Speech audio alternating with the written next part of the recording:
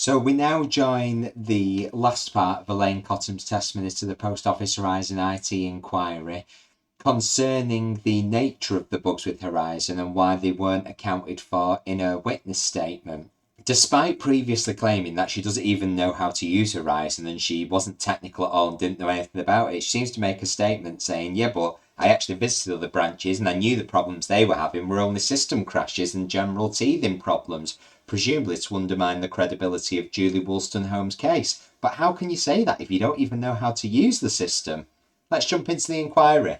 Do you remember, that can come down, thank you. Do you remember being concerned about what Mrs. Wolstenholme was telling you at the branch, to an extent that you suggested that she maintained a mirror system, a manual record of transactions that she believed was being miscalculated by the Horizon system? Now, that is someone who's on your side there, but that is absolutely damning if she has suggested that. I mean, I'm guessing she won't remember, but if there's any proof of that, then that's quite damning towards the allegation, because presumably you wouldn't suggest that to somebody who you know is false accounting or is stealing money. No, I don't remember that. Mrs. Wolstenholme, that is, has given evidence to the inquiry that you told her that you need to maintain essentially a side record in writing, a handwritten record of transactions, in particular the transactions that you feel have been miscalculated by the Horizon system. Do you remember that? I do not. She's very clear on that, but, this isn't the kind of thing you'd make up, and to be fair, it's a suggestion that a lot of people have made in the comments here. Couldn't they have kept an extra system going, a non-computerised one, similar to how they did prior to Horizon being there? And it is a lot of work and effort, but that was clearly a suggestion that Julie Wolstenholme was aware of anyway. And it might potentially, I don't know because I've not looked deeply enough into the case for this yet, but maybe this is one of the reasons why the Post Office decided to settle, because there was some evidence to the contrary, even though we know they weren't being that forthright with disclosures during investigations. Can we look, please, at poll 00118219 at page 165. This is a letter to her dated the 3rd of November 2000, and if we look at the second page, over the page, we can see it's your letter. Yes? And go back to the first page, please. So this is 2 days after you've been phoning the help desk. If we go to the foot of the page, please. In the last paragraph, you said, I must strongly advise you to immediately implement the checking procedures we discussed during my recent visits, i.e. the manual recording of data you feel has been miscalculated by your Horizon system, and the recording of all error notices received using the pro forma I left with you. Can I also take this opportunity to advise you that accurate accounting within the office is your responsibility, and whilst I can advise you on best practice, the introduction of such practices lies with you. So it's not even just a suggestion that Julie Wolstenholme is saying that she's been told. It's actually in an official Post Office letter to her from Elaine Cottam, implementing the check-in procedures we discussed during recent visits, i.e. the manual recording of data that you feel has been miscalculated by your Horizon system. Well, I mean, if a system's fully robust and an organisation wants to stand by that, 10 years later, did this Horizon is robust comment start coming out, why would there be a need to manually record data? I mean, it would be strong evidence of something wrong with Horizon, certainly, so it is advisable, although the amount of extra strain and pressure this must put on the sub-postmaster, who's currently at this point being chased for what sounds like close to £15,000, must be immense. It seems like you did tell her manually to record data that she felt had been miscalculated by the Horizon system, doesn't it? It would appear so, but I think that was if I did, I don't remember it, but that would have been a good way of sort of double checking what was going wrong and what she thought was going wrong and what wasn't. It would. That's probably why you suggested it, and this is probably yet another letter that's been drafted by somebody else. She doesn't seem to understand the importance for fixing your signature to something means that you own it, you said it, you signed it.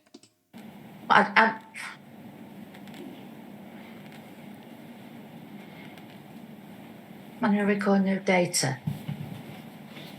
Yeah, so where she felt it had been miscalculated by Horizon System, she should have been recording it.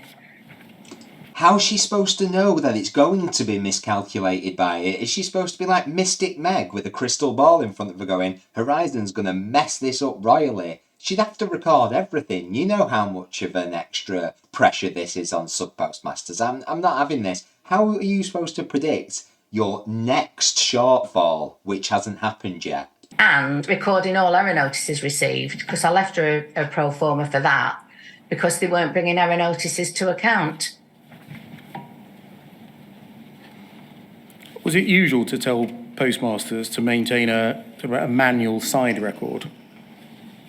In this case, it certainly was.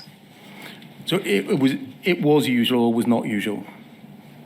It wasn't usual, but it was a double check to make sure everything was going correctly, that was being recorded correctly.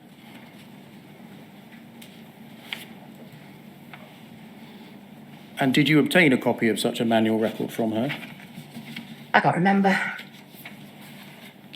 I haven't got anything in the file, so I can't remember. There's certainly nothing exhibited to your October 2003 witness statement concerning it. Can we go back to your witness statement, please, at same volume at page 8? In paragraph 12, you told the court that Mrs. Wolstenholme persisted in calling the help desk, but these problems related to the use and general operation of the system and were not technical problems relating to the system. How were you able to say that the problems of which she was complaining were not technical problems relating to the system? I would have asked the helpline. What sort of problems were they? How would you have asked? Who would you have asked? I would have asked one of the managers. This is you telling the court that it shouldn't be concerned with any problems with Horizon, isn't it? Is it? Where's the interpretation of that? I'm sorry. I don't understand what you're saying. Are you saying I'm telling them that... Court, don't worry about Horizon in Mrs. Wolstenholme's case. All of her calls are about her use and operation of the system. They're not technical problems concerned with the system itself. Right. Yeah, so... And I'm asking you what evidence you had for that. Because of the number of error notices that were coming back. How does the number of error notices demonstrate that the dozens and dozens and dozens of calls that she made to the Horizon help desk did not concern technical problems? Because they were like overstating of pensions or understating of pensions, or dockets were missing, or they were... She wasn't calling the help desk about those, was she? No. She was calling the help desk about problems with Horizon. We've seen 3 calls today already where you joined in on the call, complaining about problems with Horizon.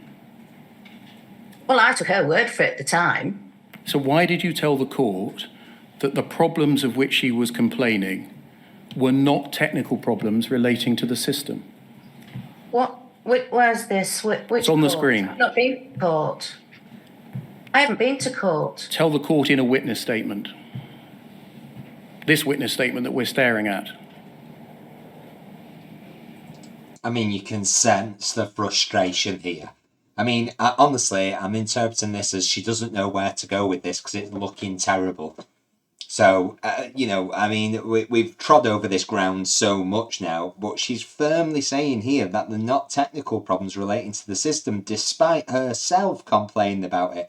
Well, I took her word for it. Well, if you take someone's word for it that there's technical problems, then you cannot attest in a witness statement and say there weren't technical problems, because that would be the opposite of taking her word for it. At best, if you're now saying when you're making this statement, which is a couple of years later granted, that actually, maybe I shouldn't have taken the word for it, you just omit it from it, but you don't make a definitive statement which says there were not technical problems and it was related to the use and general operation of the system, unless you have some evidence to back that up, and she doesn't, clearly. I'm sorry, you'll have to explain to me I'm lost now. You'll have to explain to me what I'm supposed to be saying. We've seen 3 call logs this morning where you yourself joined in the calls to the help desk concerning problems with the Horizon system. Yeah. The latter of which was about the system adding a figure on rollover. Why did you tell the court that Mrs. Wolstenholme's calls were not technical problems relating to the system? I don't know. I don't even remember that. In the last paragraph, I'm sorry. I can only surmise because of the number of error notices we were getting. But that's not related. She wasn't ringing about those error notices, as we've already identified. The Horizon Helpline. She was ringing the Horizon Helpline for problems with Horizon, which you yourself joined in with. Okay. Last sentence in that paragraph, you move to problems at other branches. And you say, whilst there were some problems at other branches, they weren't insurmountable, often due to the system crashing or general teething problems. Yeah. Where did you get the information from to make that statement in your witness statement? Because I was visiting other offices to see how they were going on, and I was assessing it against that. But you can't assess it, 'cause you've already told us, A, you don't know how to use Horizon, and B, you're not technical, and you'd have to ask everything of the help desk. So you can't make that statement then. The whole point is that statement would have to come from someone else, because you've already established that you wouldn't be qualified to make that statement. And so that last sentence is based on your experience of the other 111 branches. At that time, I didn't have 111 branches. I think I only had 27. Well, previously in your statement, you did say you had well over 100 branches, so... Yeah, I'm not going to go back over that whole ground. I'm very grateful to you for the help you've given us. They're all the questions I ask. So I don't think there are questions from anyone else.